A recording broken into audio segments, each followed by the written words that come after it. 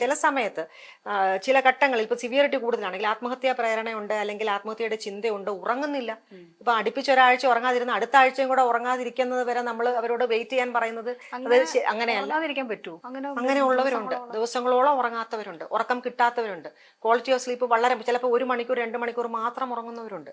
അല്ലെങ്കിൽ സിവിയറിറ്റി ചിലപ്പോൾ 2 വീക്സ് വരണമെന്നില്ല, ചിലപ്പോൾ ഏതാനും ദിവസങ്ങളെ കാണത്തുള്ളൂ. പക്ഷെ സിവിയറിറ്റി കൂടുന്നതനുസരിച്ച് ജീവിക്കേണ്ട, ആത്മഹത്യ ചെയ്യണം, അങ്ങനത്തെ ചിന്തകൾ വരുന്നവരുണ്ട്. പെട്ടെന്ന് എന്തെങ്കിലും ഒരു ക്രൈസിസ് വന്നു, ഉദാഹരണത്തിന് നിലച്ചിരിക്കാതെ എന്തെങ്കിലും ഒന്ന് വന്നു, ആരുടെങ്കിലും പ്രിയപ്പെട്ടവരുടെ വേർപാടോ അല്ലെങ്കിൽ എന്തെങ്കിലും നഷ്ടമോ അല്ലെങ്കിൽ അങ്ങനെ എന്തെങ്കിലും വന്നു. അപ്പോൾ ഈ പറഞ്ഞതുമാതിരി ഈ ഡിപ്രസീവ് അവസ്ഥയിലേക്ക്, അതിതീവ്ര ദുഃഖാവസ്ഥയിലേക്ക് ഏതാനും ദിവസങ്ങൾക്കുള്ളിൽ പോകാം, ഏതാനും മണിക്കൂറുകൾക്കുള്ളിൽ പോകാം.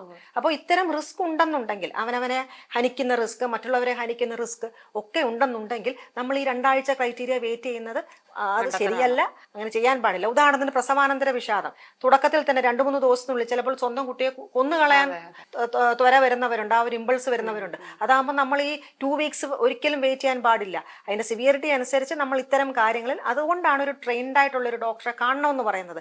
അവരുടെ ഒരു ഡിസ്ക്രിപ്ഷനാണ് ഇത് മരുന്ന് തുടങ്ങണോ വേണ്ടയോ, ഏത് രീതിയിൽ കൈകാര്യം ചെയ്യണം, ഇത് സൈക്കോതെറാപ്പി മാത്രം മതിയോ എന്നൊക്കെ ഉള്ളത്. ഈ പല കാര്യങ്ങൾ കണക്കിലെടുത്താണ് ഒരു തീരുമാനത്തിലേക്ക് എത്തുന്നത് ഏത് തരത്തിലുള്ള ചികിത്സയാണ് ആവശ്യമെന്നുള്ളത്.